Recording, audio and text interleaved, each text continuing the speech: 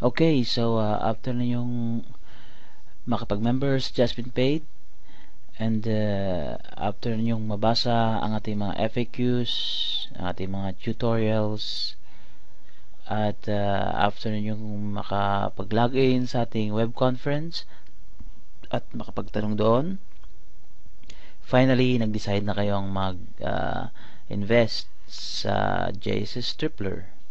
Okay? Kung saan sa JSS Tripler, pag bumili ka ng posisyon, kikita ka ng 2% araw-araw, at habang hawak mo ang posisyon na yan sa loob ng 75 days, kikita ka ng 2% daily. Alright? And sa video tutorial na ito, ipapakita ko sa inyo kung paano pondohan ang inyong JSS account para makasali sa JSS Tripler. Alright, so kunyari ito ang inyong members area login page. Okay, so mag-login lang kayo. Okay, ilalagin natin ang isa sa mga accounts na kagagawa lang. Okay, actually ito ay totoong account ng isa sa aking mga downlines, okay, o mga referrals. Okay, so i-demo ko ito sa inyo, okay, or ilalagin ko ito sa inyo para ipakita na kung paano pondohan ang isang bagong account.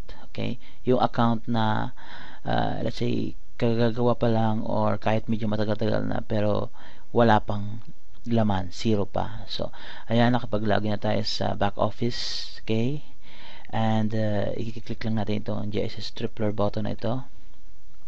Okay, so i-click natin ang enter JSS Tripler member area, and dito sa JSS Tripler page pupunta tayo sa financial. Okay, so dito sa financial, okay, nandito tayo sa financials page ng ating JSS Tripler. At sinasabi dito, commissions you earn from each position you buy is 2%.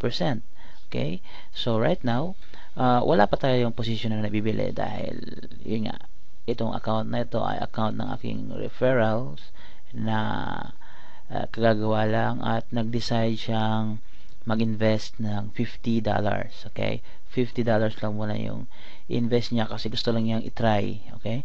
So, since ang isang position ay nagkakahalaga ng $10, kaya 5 positions ang pwede nating mabili.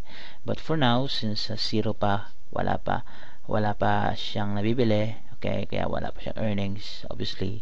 At yan nga ang gagawin natin ngayon.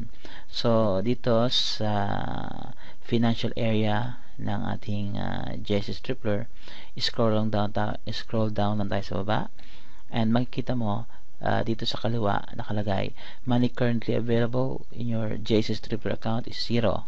So para magkaroon ng pera yan, kailangan nating pondohan yan ng button to the right. Sinasabi, your JSS account is empty, fund it with the button to the right. So ito ang button to the right, at ito nga ang ating money currently available in your JSS account.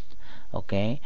And kung medyo nalilito kayo kung ano ba yung pagkakaiba ng JSS Tripler accounts sa JSS account, meron tayong separate video para dyan. Okay?